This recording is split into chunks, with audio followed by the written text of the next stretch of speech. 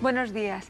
El programa Shalom, sobre todo por estas fechas que se celebra el Día del Holocausto, nos hemos preguntado cómo educar para el Holocausto, cómo enseñar la Shoah. Y para ello hemos traído a nuestro programa a dos profesores, dos educadores del Centro de Estudios Imben Gabrilol. Son dos personas que cada uno en temática han trabajado y han indagado en cómo enseñar la Shoah.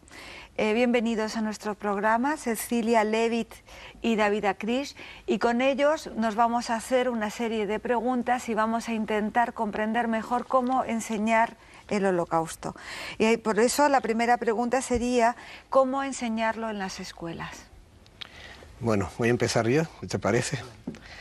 Yo creo que la enseñanza del Holocausto, y no solamente en un colegio judío, por supuesto que en un colegio judío hay valores añadidos, deben ser en todos los colegios, principalmente en Europa, donde ocurrió esa masacre execrable.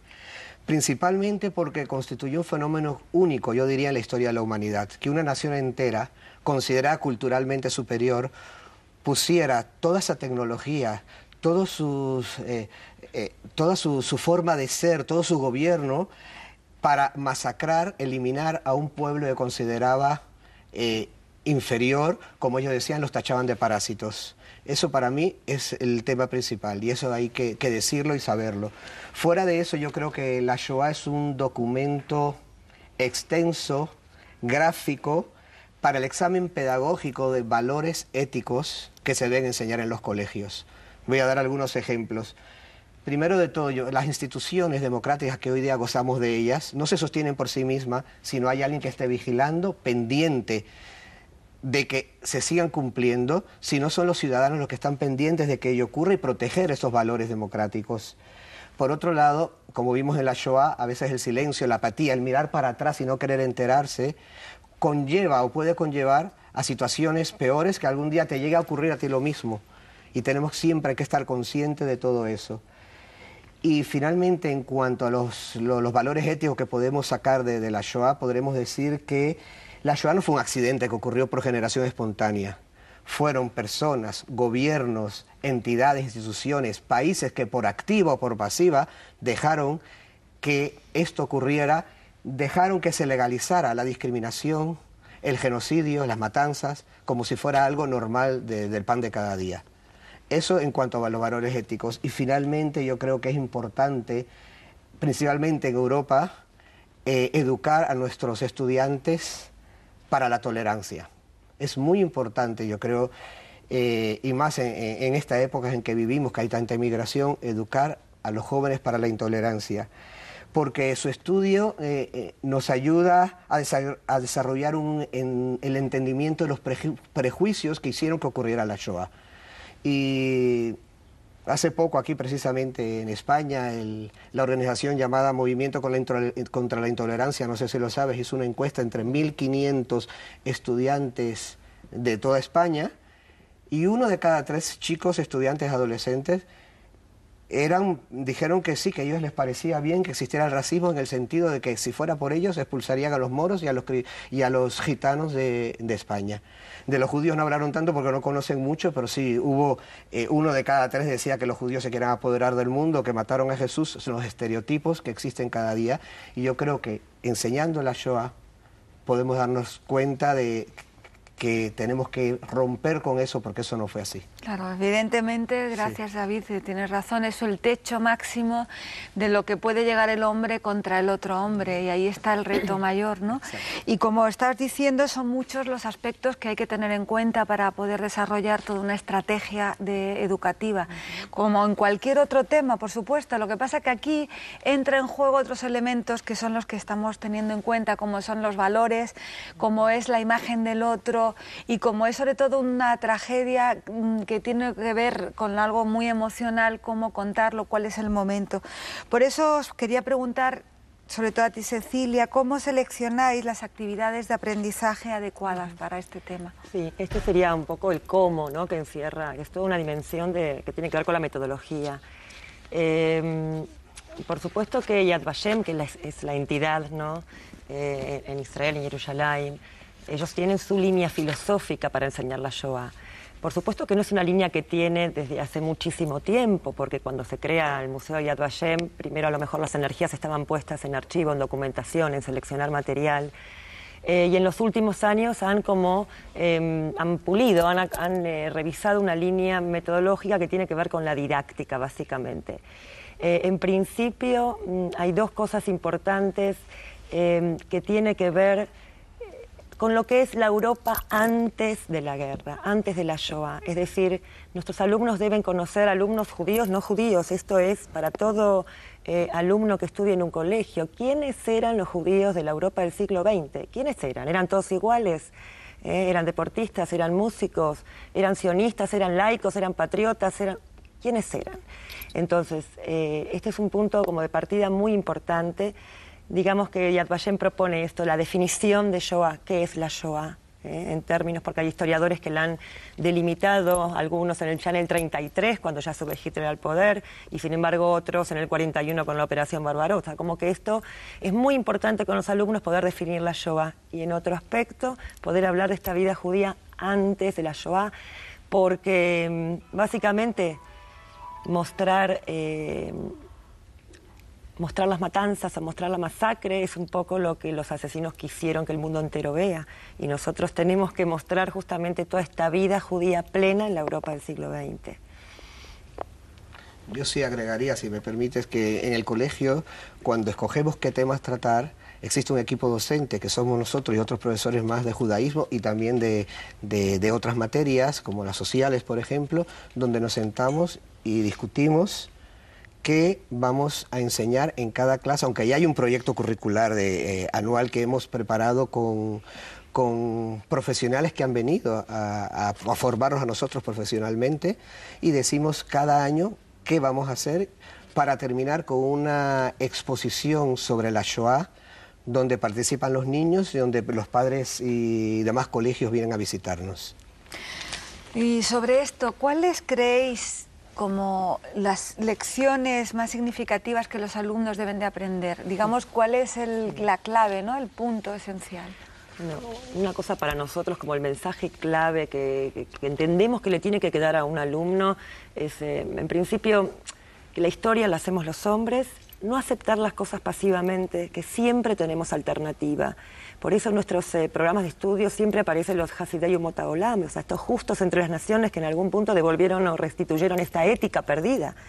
Entonces, resistir, esta alternativa, resistir fue robar un pedazo de pan, contrabandear armas, es decir, toda forma de rebelarse ante este sistema fue pelear por su propia dignidad. Y esto es lo que un alumno tiene que entender, la responsabilidad enorme que tenemos en la historia y que siempre tenemos una alternativa.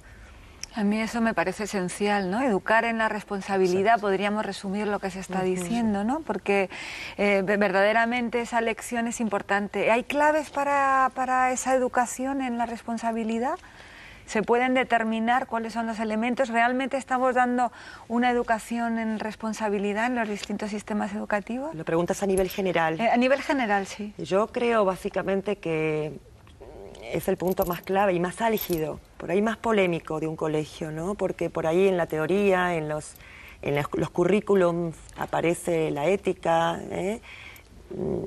el rol del ciudadano en el mundo actual, pero lo más importante es el hacer, es el día a día, ver cómo se comporta un alumno con el otro, si hay solidario, si no es solidario. Es decir, nosotros en nuestro colegio judío, yo digo que nuestra religión nos trae unos valores tan ricos, que nos ayuda a trabajar esto en el aquí y ahora, pero en el hacer, estudiar es muy importante, la formación, saber las mitzvot, todo esto es condición sine qua non, pero el hacer, el ver cómo ellos se comportan, cómo miran este mundo que los rodea, es la clave. Sobre la responsabilidad me recuerda lo que celebramos estos días, que es la salida de Egipto, como la lección que se tiene que aprender de esa salida es que tú tienes que verte siempre como un extranjero, que es una lección del pensamiento judío. Por eso me parece muy interesante lo que estáis señalando. Pero también dentro de la educación a la Shoah hay distintas tendencias. Me gustaría una pequeña reflexión acerca de ellas. A nivel metodológico, decirte que hay cosas como muy importantes acordes a cada edad. Si yo empiezo por los mayores, Los niños grandes necesitan testimonios diarios, diarios íntimos que se han escrito en la época, principalmente porque el objetivo nuestro es crear como un vínculo de empatía, ¿sí? con estas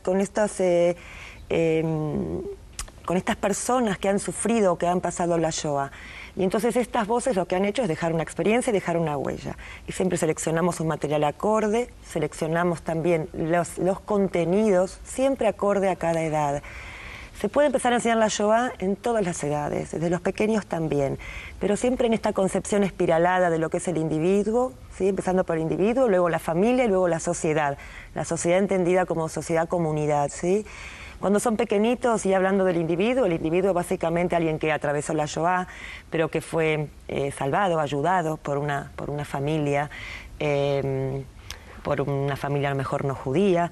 Cuando ya pasa la familia, bueno, presentarles los típicos casos de una familia que a lo mejor el papá o la mamá tienen que dejarlo con otra familia y se suman a los partisanos del bosque. Y cuando ya son más grandes, por supuesto, ampliar el círculo a lo que es la sociedad de la comunidad y no entender que el Holocausto solamente fueron nazis y judíos, porque solamente los nazis no hubieran podido hacer esto. Pero algo importante para nosotros en la metodología es rescatar los rostros de estas personas. No es cuestión de, porque campos de exterminios, cámaras de gas, es como dije antes, es lo que ellos quisieron que el mundo entero vea.